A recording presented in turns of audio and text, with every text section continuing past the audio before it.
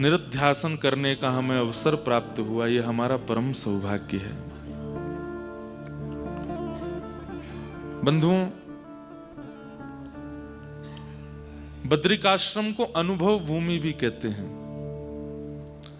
हमारे पृथ्वी लोक में यदि भगवद अनुभव, देव अनुभव, गंधर्व अनुभव, यक्ष अनुभव यदि किसी को करना है तो यही हो सकता है। अन्य स्थानों पर यत्न बहुत ज्यादा करने पड़ेंगे, पर यहां एक तो हमने पहले दिन नहीं बताई, अब विश्राम दिन बता दें। यहां पर एक माला करने का जो गिनती है वो 1000 मानी जाती है। आप एक माला करेंगे, 108 मन के करेंगे तो वो 108 यहां करने पर 1008 माने जाते हैं। इसलिए यहां पर कई भक्तों को ठाकुर जी ने भेजा। क्यों? बोले अन्य स्थानों पर करोगे तो पुरुषण करने में भी 16-16 महीने लगेंगे, लेकिन यहां आकर के करोगे। अब पुरुषण का कैसे होता है, उसकी बड़ी एक विधि है कि जिस मंत्र का पुरुषण करना है उस मंत्र को मल्टीप्लाई किया जाता है 24 से, जाने किससे, ऐसे कुछ रहता है। वो जितना फिर निकलेगा उतनी मालाएं उसका फिर उससे गुणा ऐसे करके होता है, पर मूल रूप से 24 लाख जप होना चाहिए। सामान्य से सामान्य व्यक्ति अगर अत्यंत सूक्ष्म राम नाम और राधा नाम भी अगर पूरे दिन करेगा तो 1-1.5 लाख से ऊपर नहीं जा पाएगा। वो 24 लाख करने पर एक पुरुषण होता है, और पुरुषण होने पर जिन देव का आप आराधन कर रहे हो उनका अनुभव होता है, सूक्ष्म अनुभव पुरुषण करने पर। अब आप अगर नीचे जाकर के करेंगे 24 लाख तो आपको बहुत समय लगेगा करने में, और ये 1-1.5 लाख 2 लाख तो मैं उन लोगों को बता रहा हूं जो स्पष्ट, अब उसमें भी अशुद्धि नहीं होनी चाहिए। अब आप राधा राधा राधा राधा राधा राधा राधा राधा राधा, अब वो धारा धारा नहीं होना चाहिए, उसमें एक बीच में आपको संपुट गैप का देना पड़ेगा, वो स्पष्ट राधा होना चाहिए, राम राम राम राम राम राम राम। अब आप उसमें वो मरा नहीं होना चाहिए, वो हो तो उसमें कोई दिक्कत नहीं है, पर जब आप अनुष्ठान में बैठते हैं तो आपको शुद्धि का ध्यान रखना पड़ता है, और उसमें भी मन में, बुद्धि में, नेत्र बंद करके विचारों में कुछ दूषितता नहीं आनी चाहिए। अगर दूषित भाव आया तो फिर दोबारा शुरू से करना पड़ेगा। हमने 1 महीना कथा की थी नासिक में, तो वहां गायत्री के कुछ पाठ किए थे, पुरुषण नहीं किया था। पुरुषण तो बहुत कठिन होता है, पर महाराज जी जिन्होंने कथा कराई उन्होंने नियम दिया। हमारे इतने खतरनाक नियम थे, सुबह 3 बजे उठो, उठ करके कक्ष में स्नान करो, फिर गंगा जी में स्नान करने जाओ, गंगा जी से स्नान करके आओ। अच्छा, गंगा जी में भी ऐसे नहीं जाना है, कोरे वस्त्र पहन करके जाओ, तिलक स्वरूप लगा करके जाओ। गंगा जी में स्नान करके आओ, मौन रहना है, किसी का स्पर्श नहीं करना है। कोई कपड़े देने, साथ में सेवक जन जो रहते हमारे भाई जन सब, कोई कपड़े देने तो नीचे से लेते, भोजन थाली वो नीचे धर देते, वहां से हम उठाते, किसी का स्पर्श नहीं। फिर गीले वस्त्रों में ही आइए, आकर के फिर कम से कम 6000 नाम करिए, 6000 गायत्री करिए। गायत्री भी बड़ी, उसको माइक पे बोलना नहीं चाहिए, लोग बाग बोलते हैं, अपराध लगता है। आप ये समझ लीजिए बस गायत्री का विस्तार है श्रीमद् भागवत। उस गायत्री को हम कैसे बोल सकते हैं माइक पर, कैसे बोल सकते हैं खुले स्वर में? वो अत्यंत गूढ़ है। श्रीमद् भागवत गायत्री का विस्तार है। तो गायत्री का पुरुषण हुआ, मतलब कुछ जाप किए, कितने किए ये बताना नहीं है, महाराज जी की आज्ञा हुई। दीप जला करके बैठो, गायत्री मैया की उपासना करो, और बैठ करके फिर करते। हम लगभग 4:30 बजे बैठते, 10 बजे उठते, सुबह दिन के 10 साढ़े 10 बजे, तब वो जब पूर्ण होता है। उसमें भी महाराज जी ने नियम दिया, अगर पलक झपकी तो अब 1500 हो गए, वो पलक झपक गई, नींद आ गई, तो फिर दोबारा से करना पड़ेगा, नहीं तो वो खंडित हो जाएगा। और नहीं, अगर अब मैंने पूछा महाराज जी अगर हम चोरी करके आगे करने लग जाएं तो नींद आ गई, 1500 हो गया, लेकिन फिर भी करने लग गए तो बोले फिर उसका प्रतिफल अच्छा नहीं होगा। देवताओं को गरज नहीं पड़ी कि आप उनको पुकारो, लेकिन अगर आप उनको पुकार रहे हो तो उनकी अनुकूल परंपरा और उसकी शुद्धता से रहो। मैंने हमारा तो गिरिराज बाबा ही ठीक है, वृंदावन वाले ही ठीक है, हम बुरो ना माने, गुस्सा ना होवे, कछु ना, कैसे करो सेवा, लेकिन अब करना है एक बार, वो भी अनुभव होना चाहिए। साधन देखो, कई बार ऐसा होता है कि हम ब्रजवासी वृंदावनवासी साधनों को बहुत छोटा मान लेते हैं, पर अगर साधन इतने छोटे हैं तो फिर बनाए क्यों? ऐसा नहीं है, साधन भी कभी कभी करने चाहिए, पर बहुत साधन नहीं होने चाहिए। पर कभी करो तो पूर्ण निष्ठा से करो। एक यज्ञ करो साल में, 2 साल में, 5 साल में, लेकिन वो ऐसा करो कि उसमें कोई कमी ना रहने पाए। एक अनुष्ठान करो लेकिन ऐसा करो कोई कमी ना रहने पाए। करना चाहिए कभी कभी। जैसे मैं कल परसों बता रहा था ना, धन का व्यय, उसके 5 विभाजन भगवान ने बताए उद्धव को, उसमें से पहला बताया धर्माय, तो करना चाहिए यज्ञ के रूप में, अनुष्ठान के रूप में। फिर दोपहर का नियम था कि 10 बजे जब पूरा करो फिर कुछ पाओ, 12 बजे फिर स्नान करने जाओ, स्नान करके फिर आओ, फिर अपना अध्ययन करो, फिर प्रसाद पाओ, 3 बजे से कथा होगी तब बोलो, कथा पूरी करके 6 बजे फिर स्नान करने जाओ, फिर स्नान करके आओ, और हर बार नए वस्त्र धारण करो। वहीं से हमको खड़ाऊं महाराज जी की आज्ञा से, और कथा से पूर्व, कथा के बाद मौन, ये महाराज जी ने आज्ञा की। उस जाप में हमने कई आचार्यों का दर्शन किया जो प्रत्यक्ष रूप से पृथ्वी पर नहीं है। अपने पूज्य नाना जी का अनुभव किया जो कि शरीर से इस धराधाम पे नहीं है। इसका मतलब ये नहीं कि वो मुक्त नहीं है इसलिए वो दिखे, उनका एक विशेष दर्शन, मतलब ऐसे नहीं कि वो आगे बैठ गए हों, पर नेत्र बंद किए हुए उनकी कोई आज्ञा, उनका कोई अनुग्रह, उनकी कोई कृपा, उसका अनुभव हुआ। तो कहने का अभिप्राय क्या है, वो हमने नासिक में किया, और वहां 30 दिन में भी हम पूरा कोटा नहीं कर पाए, अधूरा रह ही गया थोड़ा सा। फिर महाराज जी ने अंत में कहा कि हम करा देंगे, आप यज्ञ की पूर्णाहुति करो। लेकिन जिस धाम पर आप बैठे हैं, यहां एक माला करने पर 108 बार नाम जपने पर 1008 माना जाता है। यहां पुरुषण करना बहुत सरल है, इसलिए ठाकुर जी ने कई वैष्णवों को भेजा है यहां पर कि यहां जाओ। उद्धव को भी यहीं भेजा, और जो माना में सरस्वती नदी का दर्शन आप करते हैं, उससे ऊपर वहां सामान्य ऐसे जा नहीं सकते, परमिशन लेनी पड़ती है। वहां मुचकुंद गुफा है, भगवान के परम भागवत श्री मुचकुंद जी महाराज को भगवान ने यहां भेजा। क्यों? मुचकुंद की कथा सुनी आपने? वही नरसिंह मेहता बन करके आए। तो मुचकुंद जो थे,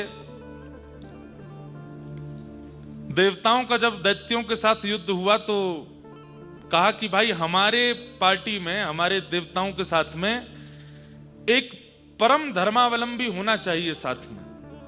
तो उस समय देखा गया कि सबसे बड़ा धर्मात्मा कौन, तो बोले मुचकुंद है। तो मुचकुंद आए, युद्ध हुआ, तो मुचकुंद ने ऐसा युद्ध करवाया इतना अद्भुत कि देवता सब आनंदित हो गए। तो देवताओं ने कहा वरदान मांगो। तो मुचकुंद बोले मैं बहुत दिन से सोया नहीं हूं, इतने साल युग बीत गए, मैं सो नहीं पाया हूं, मुझे निद्रा चाहिए, सो लूं। तो शयन के लिए गए, बोले जब तुम्हें कोई उठाने आएगा तुम्हारे नेत्रों से एक ज्योति निकलेगी जिससे वो जल करके भस्म हो जाएगा। भगवान श्री कृष्ण मथुरा से द्वारिका पलायन करने की सब योजना बना रहे थे, उसी समय काल यवन आ गया, और काल यवन भगवान के पीछे पीछे दौड़ा। तो ठाकुर जी दौड़ करके मुचकुंद गुफा एक हमारे ब्रज के पास भी है, वहां दौड़ करके गए, और वहां जाकर के मुचकुंद के ऊपर अपनी काली कमली उड़ा दी। सो रहा था मुचकुंद और स्वयं दुबक गए। अब काल यवन ने आकर के जैसे देखा, अच्छा छिप करके यहां सो गया है, ये सोचता है मुझे दिखेगा नहीं। उसने जैसे ही अपना पाद प्रहार किया, मुचकुंद उठ के बैठ गए, नेत्र खुले तो ज्योति निकली, जल करके भस्म हो गया। घबरा गए, तभी इधर उधर देखा तो यहां ठाकुर जी खड़े थे। ठाकुर जी प्रसन्न हो गए। मुचकुंद ने कहा, भगवान मेरे से अपराध बन गया। मैंने एक व्यक्ति को, बोले अपराध नहीं, वो अपराधी ही था, उसका वध तुम्हारे हाथों ही होना था, हो गया। तब मुचकुंद ने कहा, भगवान मुझे आपके दर्शन तो हो गए, पर क्या मेरी सदगति होगी? क्यों? क्योंकि मैंने युग तो निकाल दिए सोने में। मैंने कुछ किया, कोई साधन नहीं किया, कोई नाम नहीं किया, कोई जप नहीं किया, कोई तप नहीं किया, मैं तो बस सोता ही रहा युगों युगों तक। मुझे कुछ बताइए, मैं कुछ साधन करके तप करके आपको प्राप्त करना चाहता हूं। मुझे ऐसा लग रहा है कि मैंने कुछ किया नहीं और आप मेरे सामने खड़े हो गए, मुझे कुछ तो साधन करने दीजिए। ठाकुर जी बोले, अब तुम साधन करने बैठोगे? इतने युगों तक तुम सोए हो, उन युगों का अगर तुम साधन करोगे तो युगों तक साधन करना पड़ेगा, तब जाकर के तुम्हारा साधन पूर्ण होगा। तब मुचकुंद ने कहा कि महाराज कोई ऐसा उपाय नहीं कि मेरे युगों का साधन बहुत जल्दी पूर्ण हो जाए। तब भगवान बोले, एक स्थान है। बोले कौन सा? बोले बद्रीनाथ, बद्रिकाश्रम चले जाओ, मेरा आश्रम है वो। वहां पर समय गति वैसी रहती है जैसी सामान्य सब जगह है। वहां पर सूर्य चंद्र भी सामान्य रहते हैं, पर वहां पर भजन गति बहुत तीव्र चलती है। वहां एक बार नाम लेने का फल 100 बार नाम लेने के समान होता है। तो तुम युगों तक अगर तुम जप करोगे तो बहुत युग लग जाएंगे तुमको।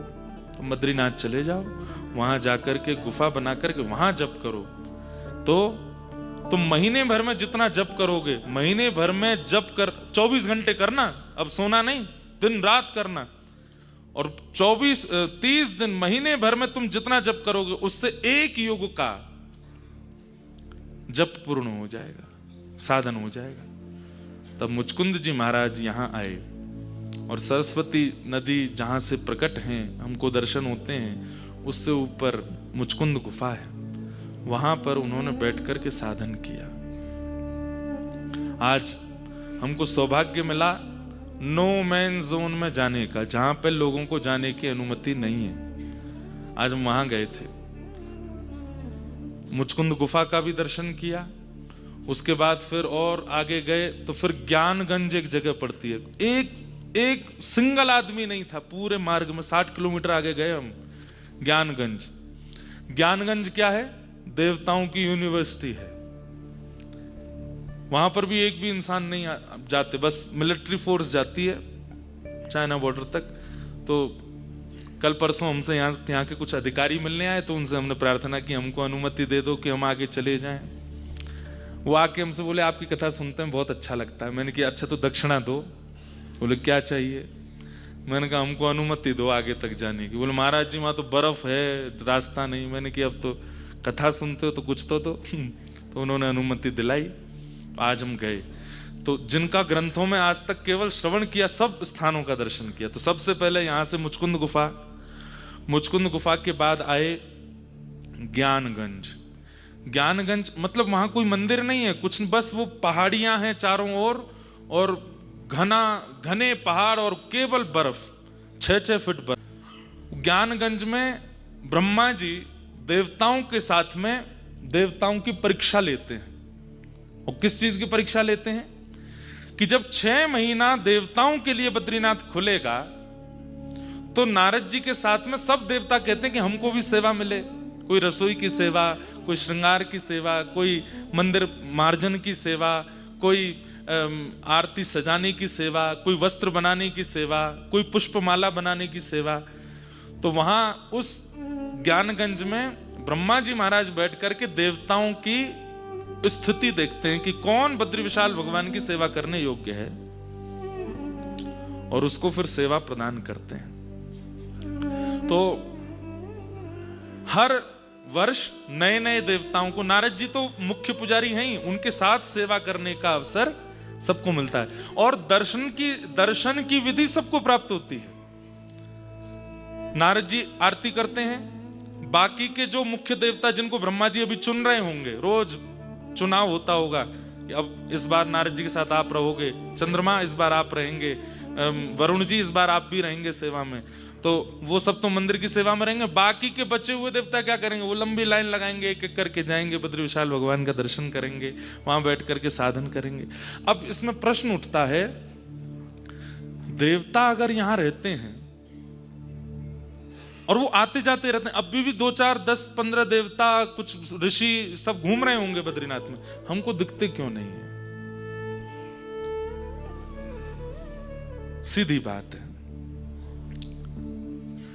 देवता, अब आप लोगों को थोड़ी बात अटपटी लगेगी लेकिन हम बोल देते हैं, देवताओं को मानवों से दुर्गंध आती है, इस कारण देवता दूर रहते हैं मानवों से। मानवों का खान पान, मानवों की रहनी सहनी, मानवों का उठना बैठना चलना फिरना अजीब तरीके से, वो बहुत एटिकेट्स में रहते हैं देवता। अरे आवाज करके पानी पी गया था, वो अमृत पी गया था, तुरंत चंद्रमा ने पहचान लिया, बोले ये तो दैत्य है। और मोहिनी भगवान के सुदर्शन चक्र ने उसको राहु और केतु में पर, सोचिए आवाज करके पानी पी गया तो इसका मतलब वो दैत्य। ये भी देवता बर्दाश्त नहीं करते। हम लोगों की रहनी सहनी कैसी है? जिस प्रकार पूज्य श्री मलुकपीठ वाले महाराज जी एक बार अपनी कथा में बता रहे थे, बोले जिस प्रकार विष्ठा में पड़े हुए जीव जंतुओं को देख करके हमको घृणा आती है, ऐसे ही जब हम कचौड़ी खाते हैं, समोसा खाते हैं, उल्टी सीधी सामग्री खाते हैं, देवताओं को हमसे घृणा आती है।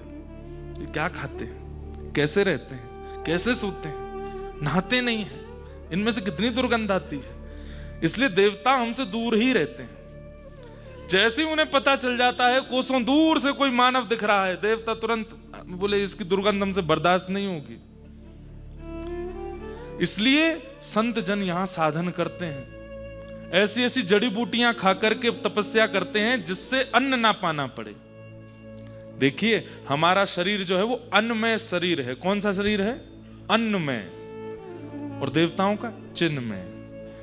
वो अन्न नहीं पाते, वो जलपान करते हैं, वायु का सेवन करते हैं, सूर्य चंद्रमा की किरणों का सेवन करते हैं, जड़ी बूटियों का सेवन करते हैं, प्रकृति का सेवन करते हैं। वो हमारी तरह सामग्री नहीं पाते।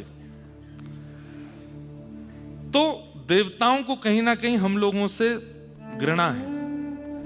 जब हम लोग साधन करके, जप करके, तप करके, तिलक धारण करके, धोती बगलबंदी पहनते हैं, इत्र लगाते हैं, ठाकुर जी की सेवा का चंदन लगाते हैं, शिखा धारण करते हैं, सुंदर बन के रहते हैं, ज्यादा अपवित्रता नहीं रखते, थोड़ा ध्यान रखते हैं अपनी स्थिति का, तब देवता थोड़ा प्रयास करते हैं कि नहीं ये वाला मानव थोड़ा ठीक है, इसके हम समीप जा सकते हैं। और फिर यहां कईयों को अनुभव होते हैं।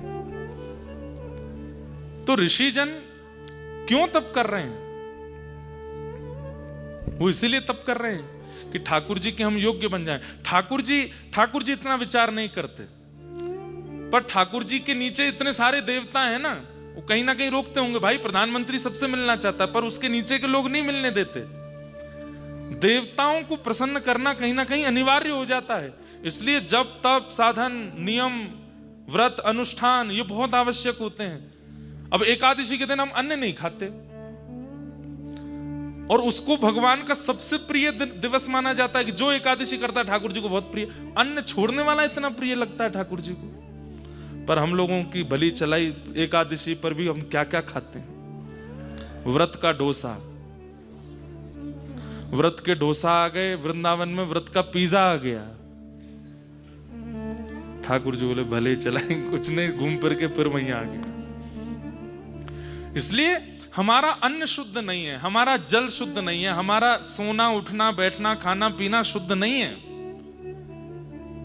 इसके कारण हम लोगों से देवता दूर ही रखते हैं। इसीलिए साधन बनाया गया कि साधन करो, इससे मति शुद्ध होगी, मन शुद्ध होगा, विचार शुद्ध होंगे, नियम शुद्ध होंगे, तब देवता अनुग्रह करेंगे। और देवता प्रसन्न हो गए, अनुग्रह करेंगे। तो जैसे नरसिंह मेहता को भोजराज राजा जाते संतों के पास, बोले आप मीरा को क्यों देखने आते हैं? मीरा सुंदर है इसलिए। तब संत कहते हैं, बोले नहीं महाराज, बार बार काशी जाकर के, बार बार द्वारिका जाकर के, बार बार तीर्थ करके भी जो चित्त में पवित्रता नहीं आती, वो पवित्रता मीरा को देख करके आ जाती है। इसलिए हमको मीराबाई का दर्शन करना होता है। उनके रूप में वो पवित्रता है, इसलिए ठाकुर जी उनसे मिल रहे हैं। गोस्वामी तुलसीदास जी के रूप में वो पवित्रता है, सूरदास जी के स्वभाव में और विचारों में वो पवित्रता है। हम में वो पवित्रता का अनुभव नहीं है। इसलिए ठाकुर जी और समस्त देवता ऋषिगण ये जो हैं अदृश्य ही रहते हैं। कहो तो यहीं घूम के जा रहे होंगे लेकिन नहीं दिख रहे होंगे। जब उनकी अनुकूलता हम अपने जीवन में ले आएंगे तो उनको दिखने लगेंगे। ऐसे ऐसे संत आज भी बद्रीनाथ में आपको एक वस्त्र में घूमते हुए संत दिख जाएंगे। उनको देख करके ठिठर जाओगे आप, ये कैसे घूम रहे हैं। मैं मंगला दर्शन करने के लिए गया, बद्री विशाल भगवान की अभिषेक के लिए। एक महात्मा कॉटन का एक धोती केवल ऐसे यहां गले में बांध करके और परिक्रमा लगा रहे, सुबह 4 बजे। खाद चौक जो कल महाराज जी पधारे, एक वस्त्र में घूमते हैं। आप 14 वर्ष तक सतोपंथ में तप किया। उनकी पवित्रता देखो, उनका रूप देखो, उनकी त्वचा का स्पर्श देखो, उनकी वाणी देखो, उनके नेत्र देखो, सब में पवित्रता है। क्यों नहीं मिलेंगे ठाकुर जी उनसे? हम लोगों की वो पवित्रता नहीं है, इसलिए हमको अनुभव नहीं होता।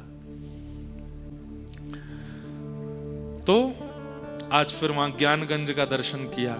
कुछ मंदिर नहीं है, बस चलते रहो गाड़ी में, देखते रहो, उतरना मत बाहर, माइनस में टेम्परेचर है, बहुत ठंड है। फिर उसके बाद आया नागताल।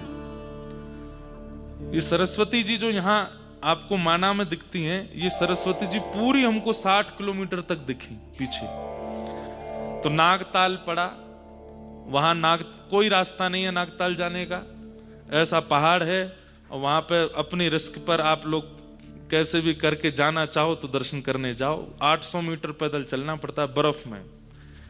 हमारे आर्मी के और मिलिट्री के जवान तो वहां खूब थे, वो लोग सब उनके बने हुए थे। नागताल का दर्शन किया, फिर उसके बाद और आगे गए और ऊपर गए। हम लोग अभी हैं 10,000 फीट पर और हम आज होके आए 18,000 फीट पे।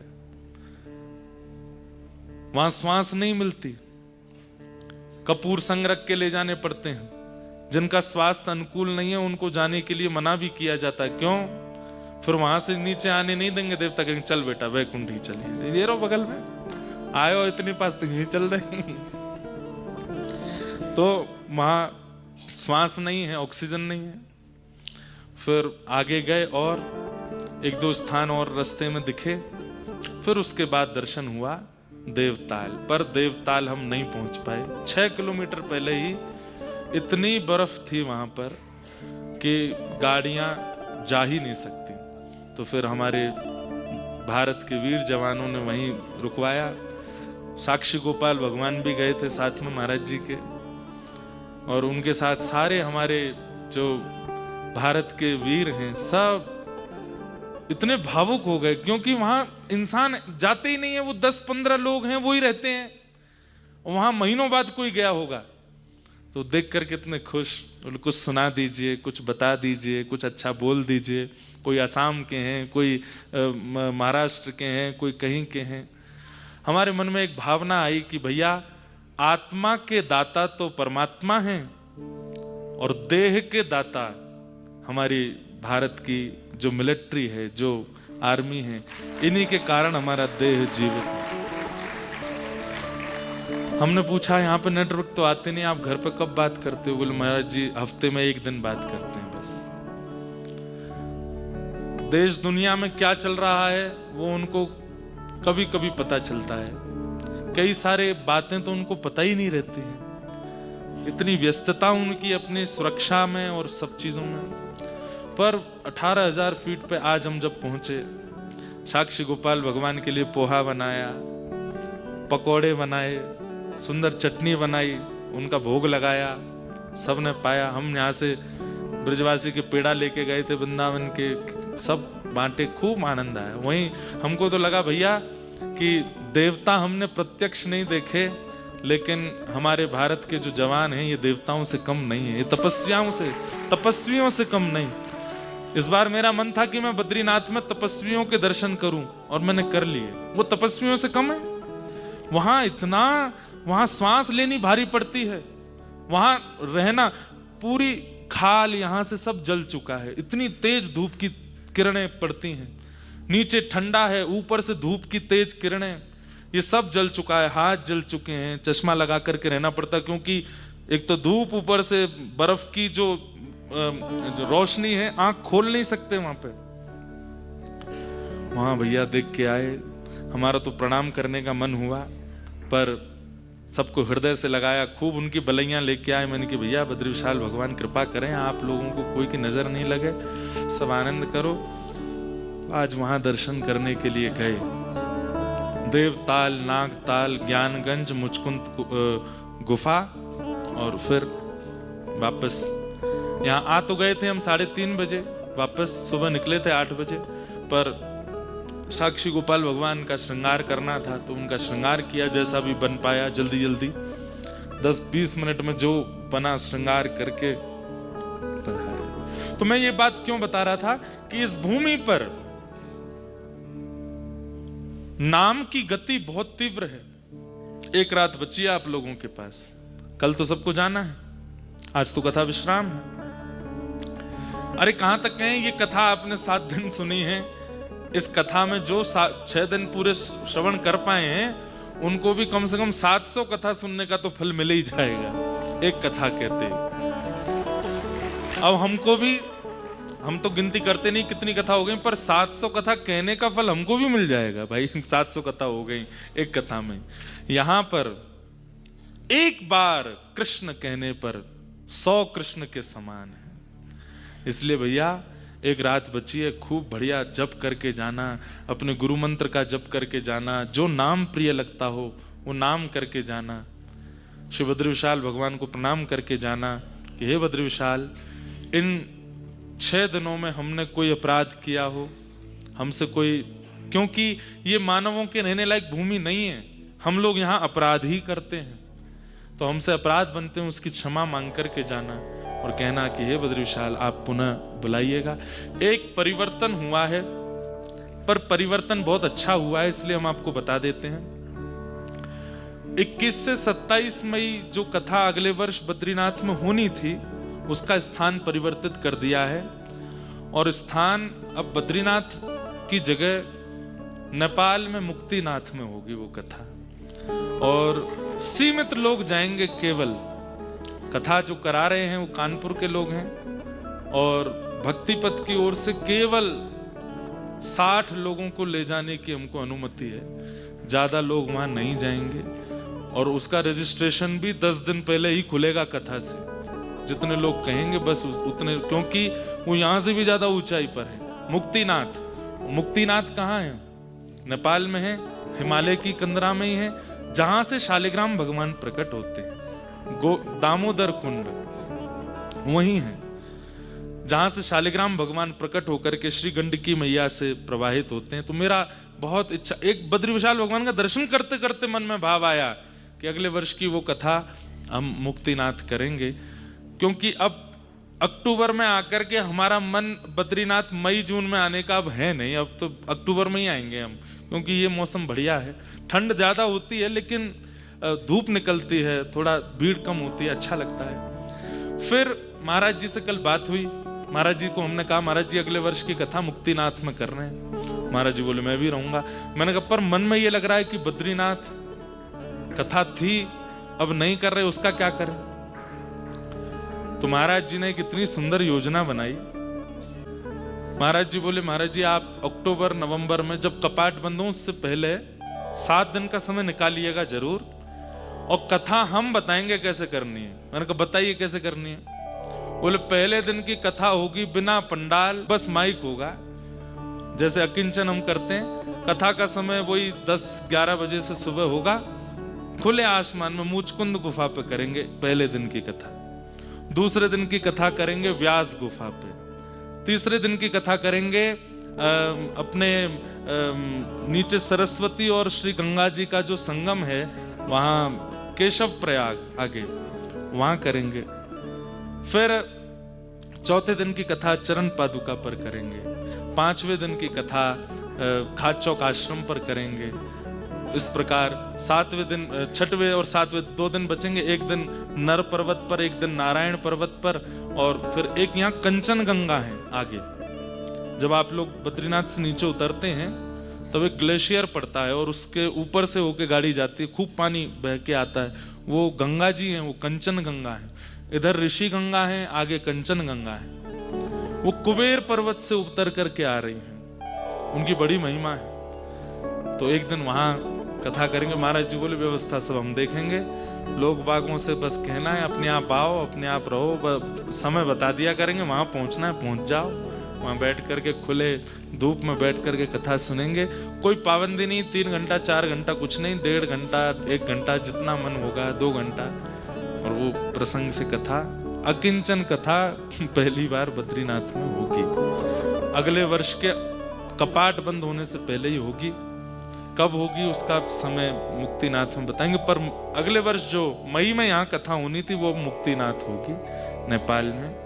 वहाँ नारायण भगवान मुक्तिनाथ विराजमान है और वहाँ ठाकुर जी की सेवा कुमारी कन्याएं करती हैं, छोटी छोटी कन्या। उन्हीं को अधिकार है ठाकुर जी को छूने का, ठाकुर जी का श्रृंगार करने का। छोटी छोटी कन्याएं, कुमारी कन्याएं भगवान का श्रृंगार सेवा करती हैं। अद्भुत स्थान है।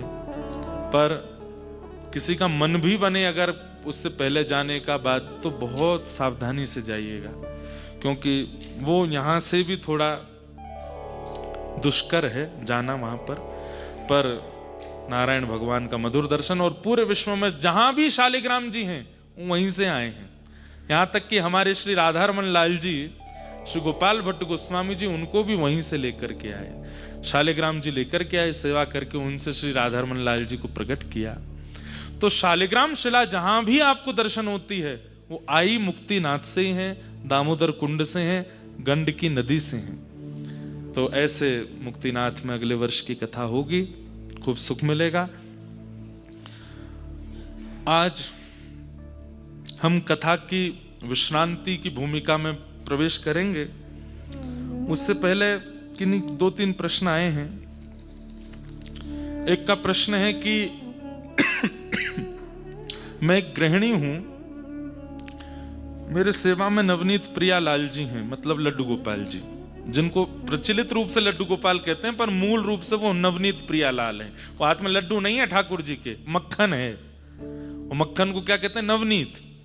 तो नवनीत जिनको अति प्रिय, वो नवनीत प्रिया लाल। तो ये बहुत अच्छा आपने लड्डू गोपाल जी बोलो, कोई बुराई नहीं उसमें, पर मूल नाम उनका नवनीत प्रिया लाल ही है। तो नवनीत प्रिया लाल जी हैं। मैं पूरे दिन में उनकी सेवा कम कर पाती हूं, पर मानसिक चिंतन चलता रहता है। नाम जप कथा भी पूरा दिन चलता है, पर सेवा पूरे दिन की नहीं कर पाती। तो यह कोई अपराध तो नहीं? अब हमारी एक बात सुनो,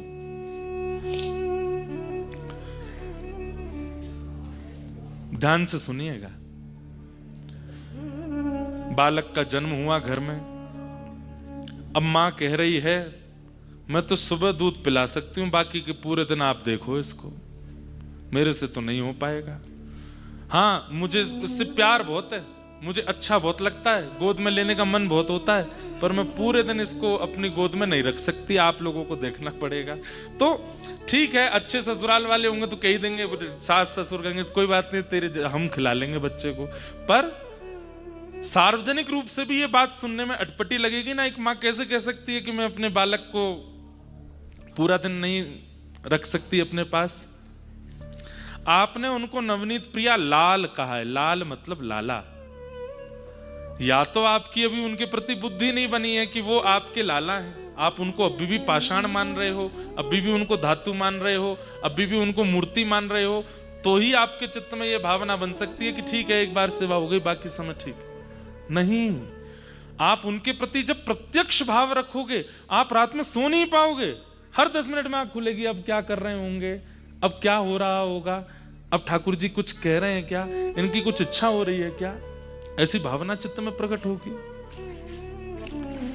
तो हमारी प्रार्थना है, इधर देखो, इधर देखो, यहां देखो, इधर उधर नहीं देखना। ठाकुर जी को जब लाल मानते हो तो लाल भाव से ही उनकी सेवा में रहो। ये एक मैया का प्रश्न नहीं है, बहुतों का प्रश्न है, इसलिए ध्यान से सुनो। ठाकुर जी को कितनी पीड़ा होती होगी कि सुबह बस मुझे उठा देते हैं, श्रृंगार करके आरती करके भोग लगा चले, पूरे दिन फिर मेरे को पूछते ही नहीं है। हाँ, मेरी ही कथा सुन रहे हैं दूसरे कमरे में, मेरा ही चिंतन कर रहे हैं दूसरे कमरे में, पर मेरे पास नहीं आते। मैं क्यों आया इनके घर? इनके घर में कोई सोने चांदी तो लगे नहीं है, मणि तो लगे नहीं है, मेरा त्रिलोक तो चलना नहीं यहां से जो मैं इनके घर आया हूं। तो सौभाग्य मानिए ना कि मैं आया हूं। एक क्षण भी ठाकुर जी को जितना ज्यादा, मैं ये नहीं कह रहा कि आप पूरे दिन बैठे ही रहो, पर जितना ज्यादा हो सके ठाकुर जी की मधुर सेवा करो। और वो तभी होगी जब आपके चित्त में ये भाव सुदृढ़ हो जाएगा, ये पाषाण नहीं है, लाला ही है। संबंध बनाइए और बहुत प्रगाढ़ रूप से बनाइए। भक्तमाल जी में सिलपिल्ले भगवान की कथा आती है। किनकी? सिलपिल्ले। अब सोचिए कैसे भगवान, एक संत एक व्यक्ति के यहां गए, ठाकुर जी की मधुर सेवा करी। बोलो भद्र विशाल भगवान की। आगे चलो।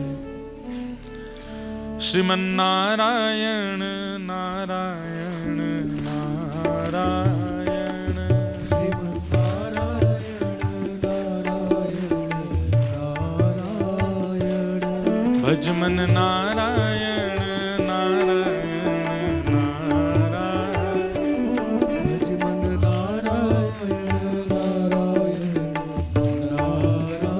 नारायण, श्रीमन नारायण नारायण नारायण, श्रीमन नारायण नारायण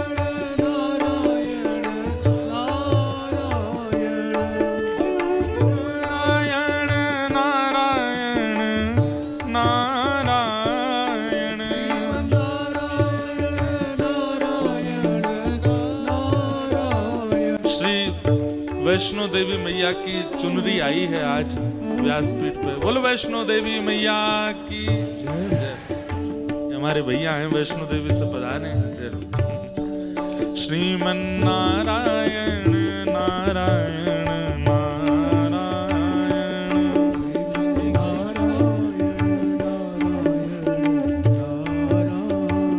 ओ भजमन नारायण नारायण नारायण, भजमन नारायण नारायण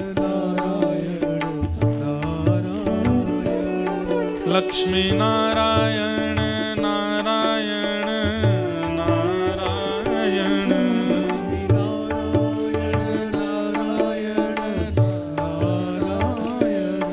लक्ष्मी नारायण नारायण नारायण, लक्ष्मी नारायण नारायण नारायण,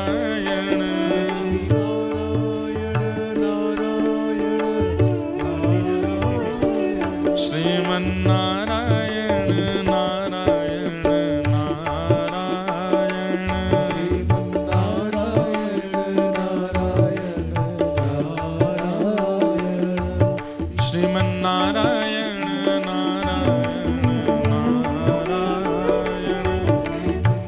नारायण नारायण नारायण, श्रीमन नारायण नारायण नारायण, श्रीमन नारायण नारायण नारायण, श्रीमन नारायण नारायण नारायण,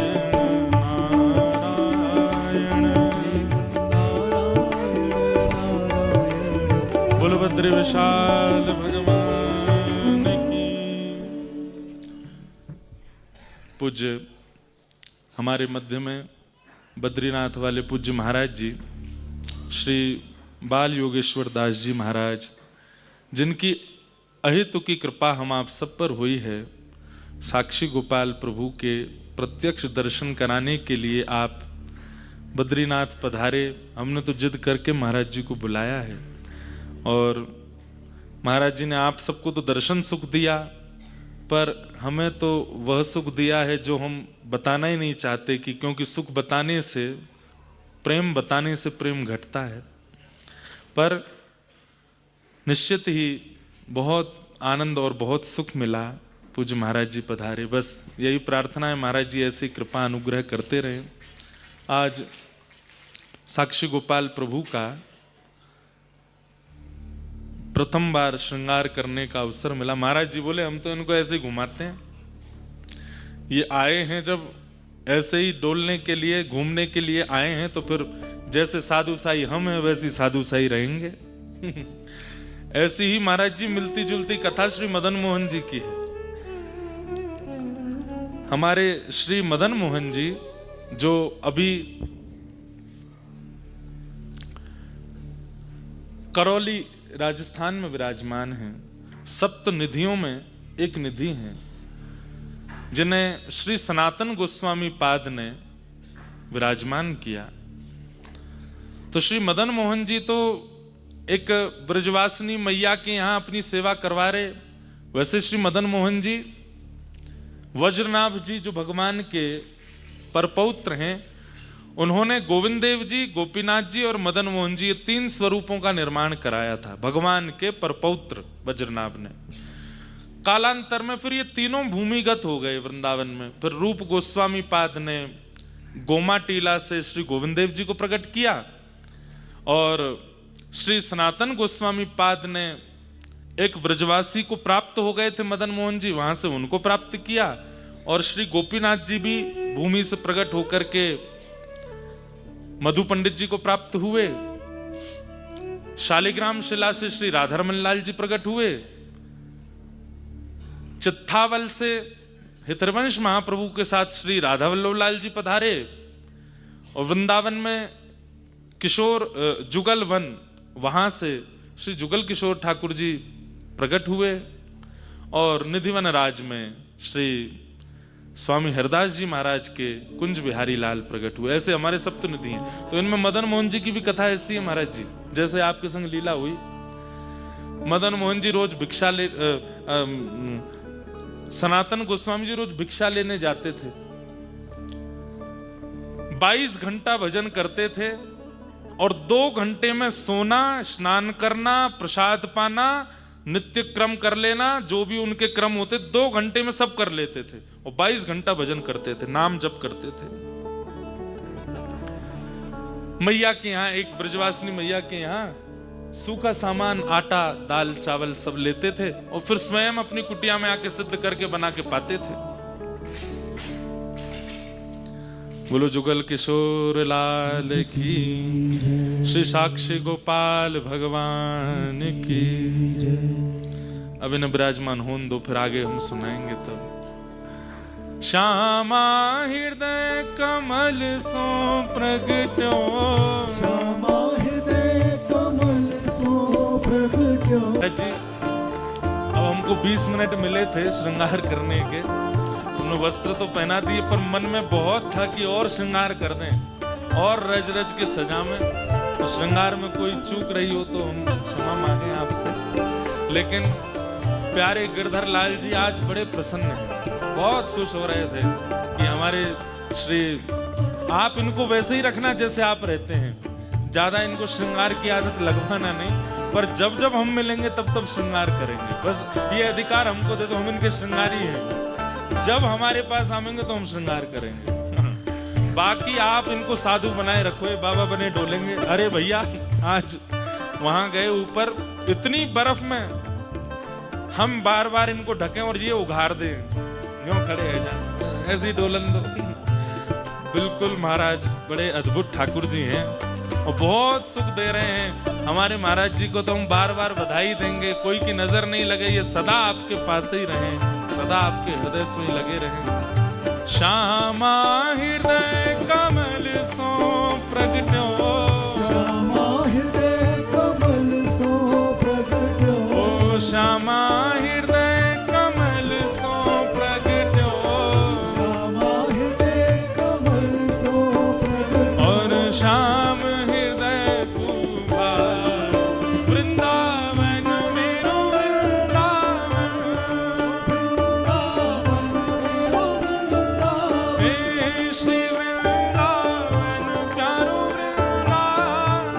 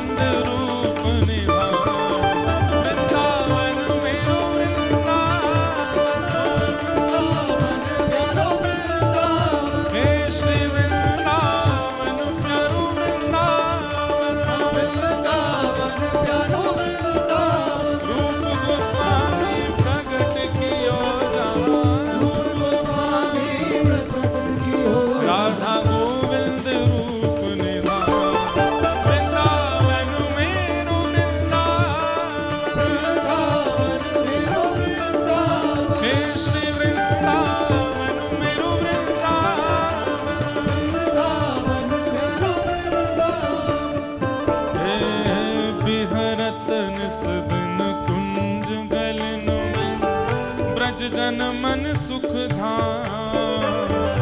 बिहरत निस दिन कुंज गलन में, ब्रज जन मन सुख धाम। हे मदन मोहन को रूप निरख के, मदन मोहन को रूप निरख के, श्री मदन मोहन को रूप निरख के, मदन मोहन को रूप निरख के, सनातन बलि बल जाओ, वृंदावन मेरो वृंदावन, वृंदावन प्यारो वृंदावन, हे श्री वृंदावन प्यारो वृंदावन, वृंदावन प्यारो वृंदावन। श्री साक्षी गोपाल भगवान की।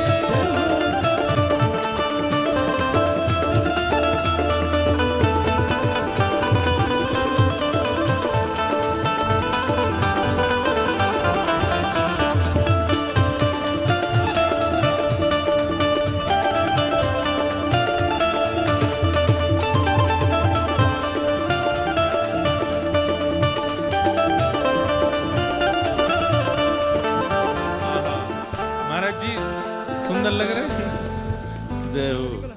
सबरे भैया भलैया ले लो, कोई नजर नहीं लगे इनको। जय हो। बोलो साक्षी गोपाल प्रभु की। जय। आज भैया कितनी बड़ी कृपा है, द्वारिका से चल करके जो स्वयं पूरी भारत की यात्रा पर निकले हैं, आज कथा के विश्राम में यहाँ सुंदर श्रृंगार धारण करके बद्र विशाल प्रभु के यहाँ आप सबको दर्शन दे रहे हैं। आप सबन को प्यारे साक्षी गोपाल जी के मधुर दर्शन की बधाई हो।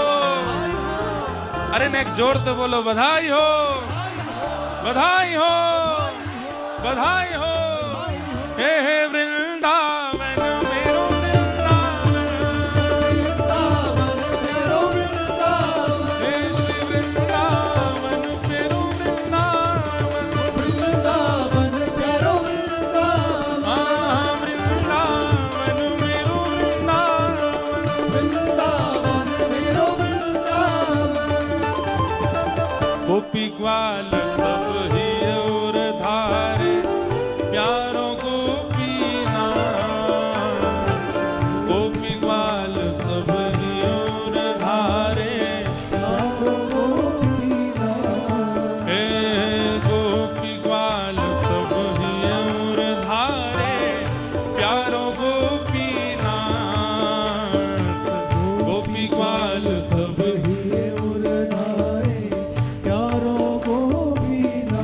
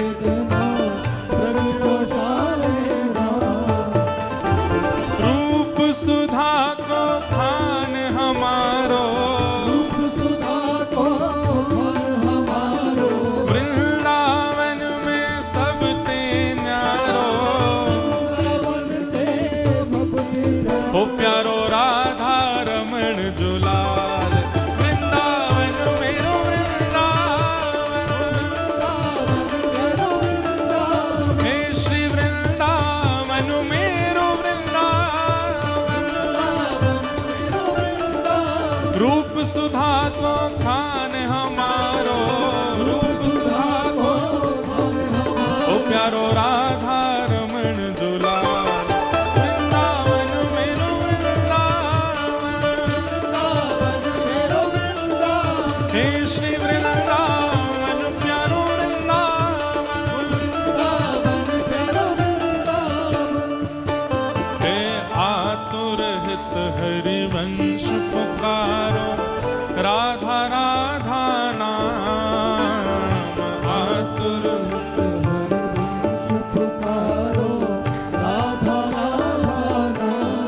हे आतुर हित हरिवंश पुकारो, राधा राधा नाम,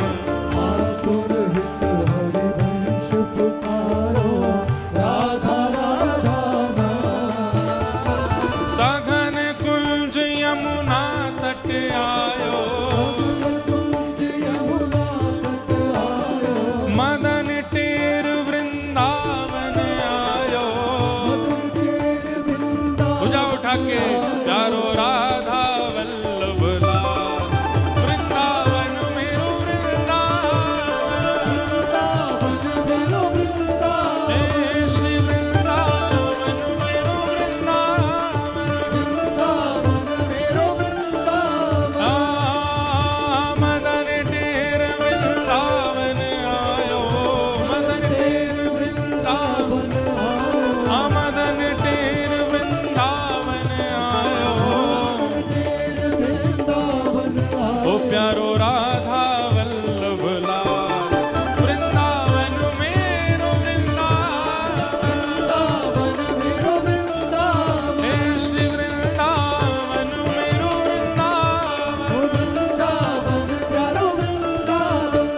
हाँ जुगल किशोर को लाड़ लड़ायो, नवल कुंज ही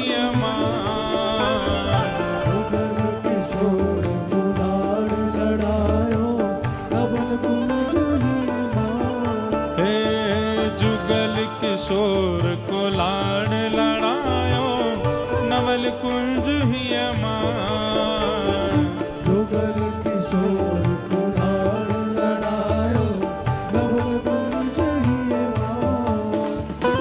कुंज निकुंजन की रज धारे,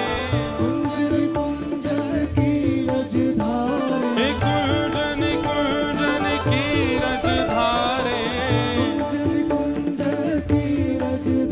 हरि व्यास युगल यश गान, वृंदावन मेरो वृंदावन, हे श्री वृंदावन मेरो वृंदावन, कुंज निकुंजन की रज धारे, हे कुंज निकुंजन की रज धारे, हरि व्यास युगल यश गाय, वृंदावन मेरो वृंदावन, हे श्री वृंदावन मेरो वृंदावन, और भुवन चतुर्दश की सुंदरता, निधिवन करत बिहार, चतुर्दश की सुंदरता, निधिवन करत बिहार, हे भुवन चतुर्दश की सुंदरता, निधिवन करत बिहार, भुवन चतुर्दश की सुंदरता, निधिवन करत बिहार, हे श्यामा प्यारी कुंज बिहारी, श्यामा प्यारी कुंज बिहारी, हे श्यामा प्यारी कुंज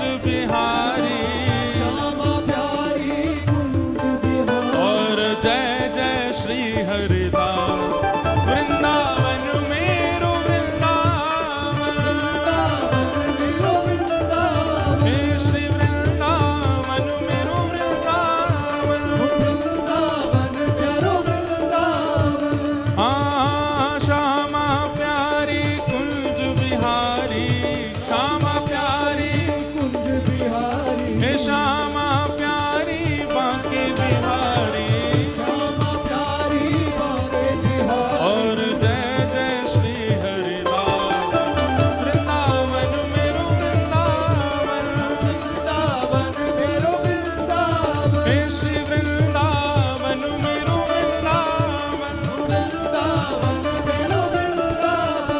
और महाराज जी हमारे वृंदावन की परंपरा रही कि स्वामी हरदास जी के यहाँ बिहारी जी प्रकट भये तो सब आचार्य उनको बधाई देने गए। हितरवंश महाप्रभु के यहाँ ठाकुर जी प्रकट भये तो सब आचार्य उनको और बधाई में क्या लेके जाते, एक पद बना के लेके जाते। अब पूरा पद तो हम जल्दी बनाएंगे, लेकिन एक पंक्ति आपके ठाकुर जी के लिए आज बधाई रूप में। हाँ गोमती तट द्वारवती सो पधारे श्री साक्षी गोपाल गोमती तट द्वारवती पधारे श्री साक्षी हाँ गोमती तट द्वारवती सो पधारे श्री साक्षी गोपाल गोपी तट द्वारवती पधारे श्री साक्षी गोपाल। हे भारत भ्रमण करन के काजे भारत भ्रमण करन के काजे तीर्थ भ्रमण करन के काजे तीर्थ भ्रमण करन के काजे चुने बाल योगी दास वृंदावन मेरो वृंदावन वृंदावन मेरो वृंदावन हे श्री वृंदावन मेरो वृंदावन वृंदावन मेरो वृंदावन। भारत भ्रमण करन के काजे भारत भ्रमण करन के काजे बद्रीनाथ आवन के काजे बद्रीनाथ श्री राधा कुंड गमन के काजे राधा कुंड चुने बाल योगी दास वृंदावन मेरो वृंदावन हे श्री वृंदावन मेरो वृंदावन और जिनकी कृपा से यह रस प्रकट्यो वृंदावन अभिराम जिनकी कृपा से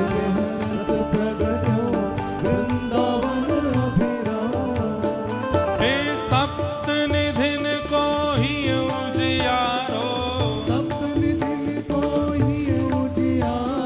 साक्षी गोपाल को अति दुलारो हम सबको मिलवावे वारो और यह आनंद करवावे वारो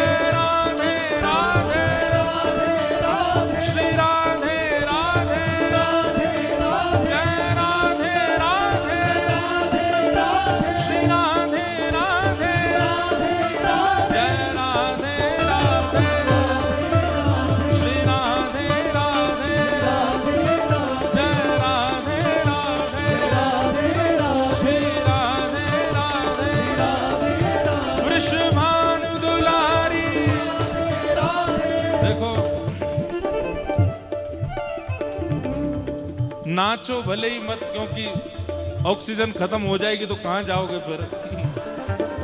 पर ऊंचे स्वर में गाओ, विश्वभानु दुलारी श्री कृष्ण प्यारी, ब्रजवास दुलारी हरिदास प्यारी, जय राधे राधे श्री राधे राधे, जय राधे राधे श्री राधे राधे, जय राधे राधे राधे श्री राधे राधे, जय राधे राधे श्री राधे राधे, जय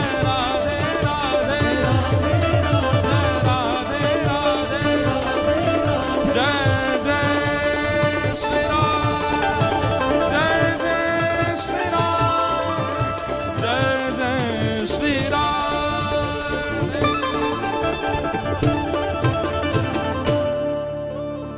बोलो साक्षी गोपाल प्रभु की बधाई हो, बधाई हो, बधाई हो। ऐसे हमारे महाराज जी को प्यारे साक्षी गोपाल मिले। अब टूटी फूटी कथा करते करते शब्द लिखे हैं महाराज जी। गोमती तट द्वारवती सो पधारे। द्वारिका का शास्त्रीय नाम द्वारावती है। क्या है? द्वारावती। गोमती तट द्वारवती सो पधारे, श्री साक्षी गोपाल। गोमती तट द्वार, गाइए। श्री साक्षी गोपाल, भारत भ्रमण करन के काजे, भारत भ्रमण करन के काजे, तीर्थ भ्रमण करन के काजे, तीर्थ भ्रमण करन के काजे, चुने बाल योगी दास, वृंदावन मेरो वृंदावन, वृंदावन मेरो वृंदावन, हे श्री वृंदावन प्यारो वृंदावन, वृंदावन प्यारो आई हो। महाराज जी, ये एक पंक्ति की बधाई और एक श्रृंगार की बधाई। अब जब जब आप मिलेंगे तो श्रृंगार की सेवा, हम इनके श्रृंगारी हैं। आप इनको डुलाओ, खूब नहलाओ, खूब कछु कराओ। पर जब भी हम दोनों मिलेंगे तो हमको बस 20 मिनट चाहिए। अब पता चल